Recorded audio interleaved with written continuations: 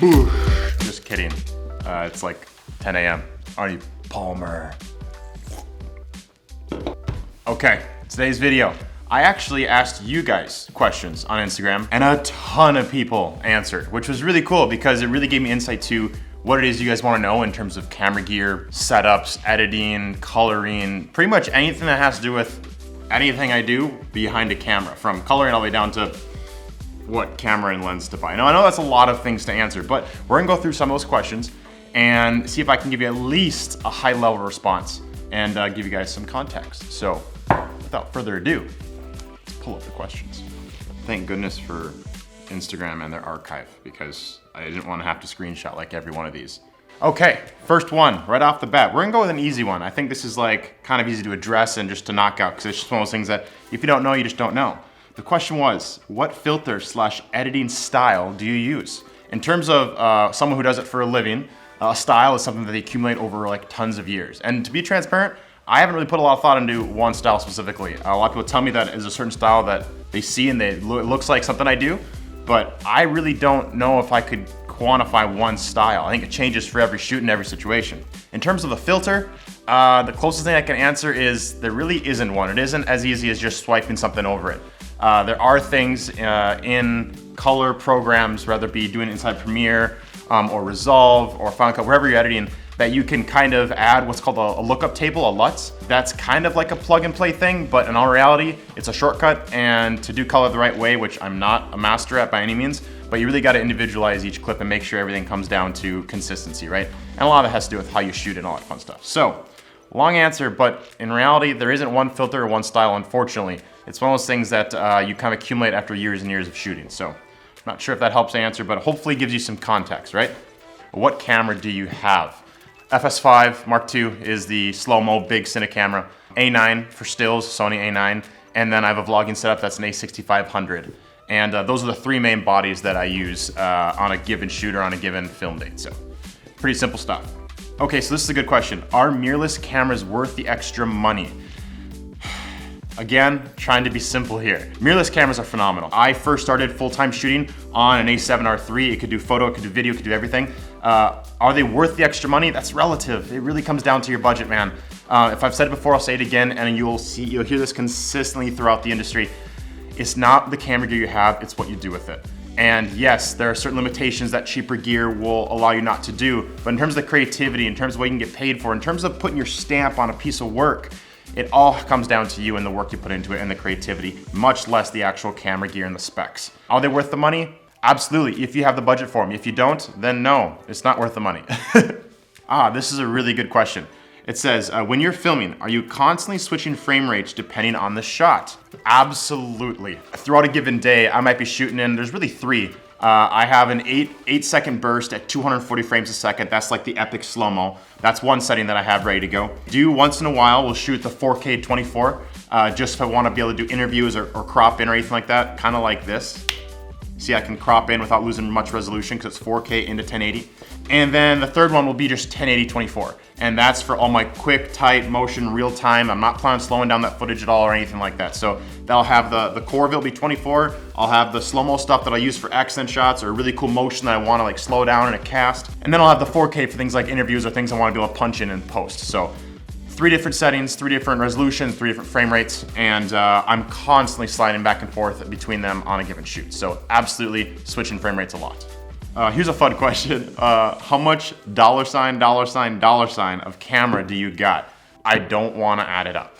A lot. Don't even know where to begin because between computers, all the little things, cameras, lenses, I mean, I got stacked lenses, and I'm always adding to it too.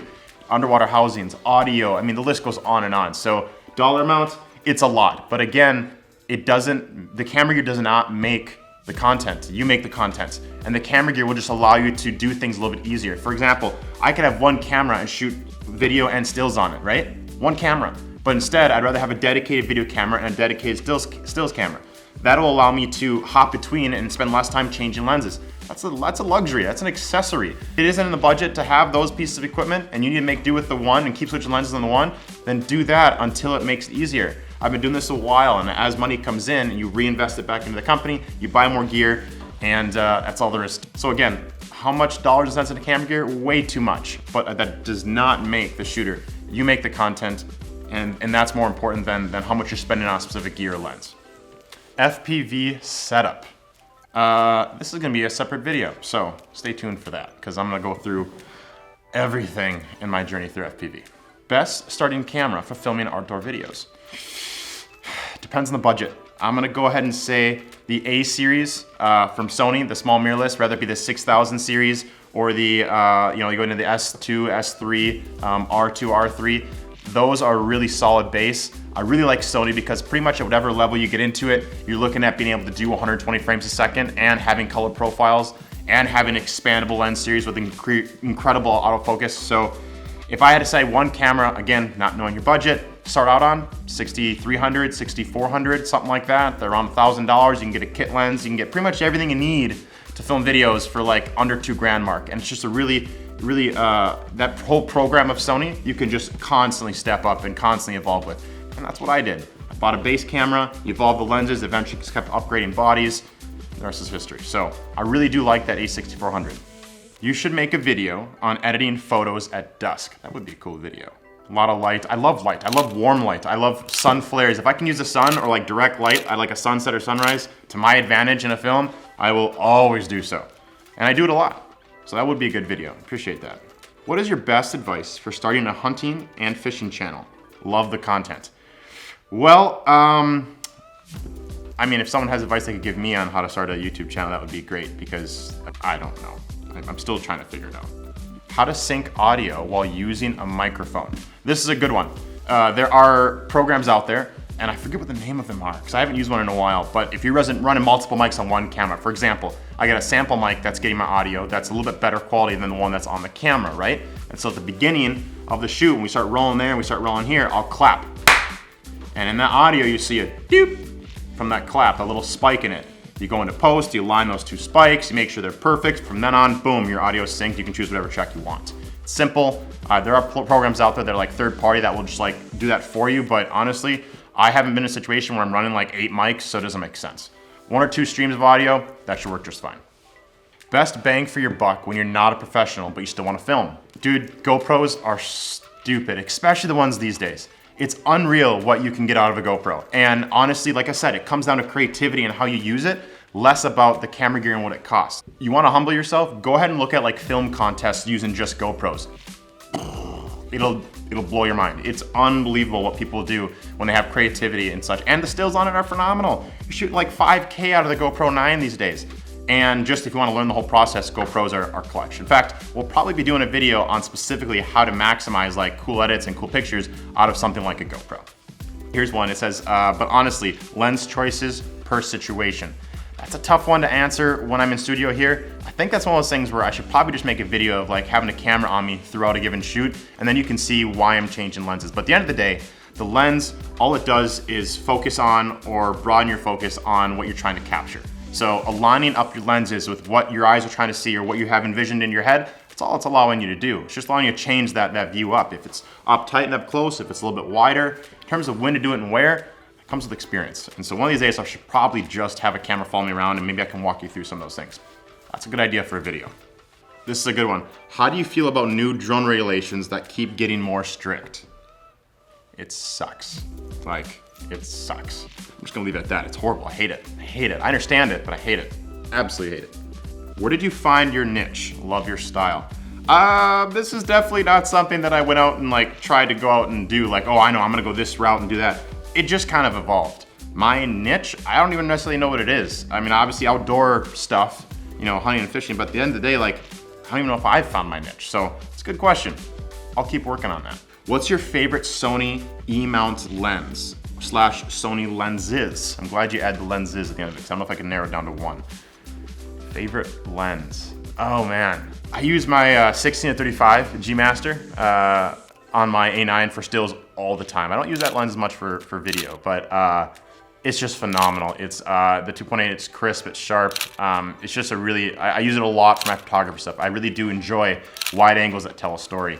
Next would probably be, honestly, the 70-200. That lens it's expensive, but it's a beast. It's got auto stabilization in it. For video stuff, it's unreal, it's crisp. Autofocus is just prime, especially when you match it with a bunch of the Sony equipment. It's on my camera a lot throughout a given shoot. So 16-35, 70-200. Okay, this is another really good question. Media management system. Walk through of how you organize your files. I'm actually in the process of restructuring everything right now because I have 2 computers that are being edited on. I have myself and Logan's. So that's a really good question. And I could answer it how I've been doing it, but I kind of want to make another video on how I'm going to do it. Maybe that's something a little different. So, video to come. What made you inspired to start shooting/filming? Another good question. My brother made a bunch of like snowboard videos when he was in high school and actually filmed like schools, high school sports, stuff like that. And I always thought they were really cool because he'd put like this music to it and it'd like have like a beat drop. And so I started filming with like a GoPro. He had this old camera that I used. Eventually, sometime between like high school and college, it adapted into not just like making videos so I thought it was cool, but like really enjoying capturing a story. I don't think there was one moment. I think it was probably a series of a lot of different moments, which I think a lot of people can relate to. All right, this is one of the last questions, and it's a good one too. What lens size for taking photos of fish?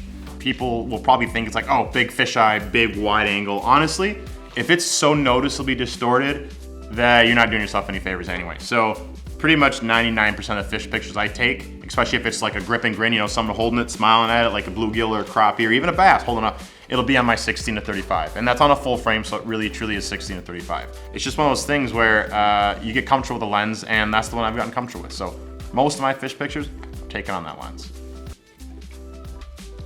Okay, that's it. If you guys have any questions on any of the things that we mentioned, want me to elaborate, I'd be happy to answer in the comments.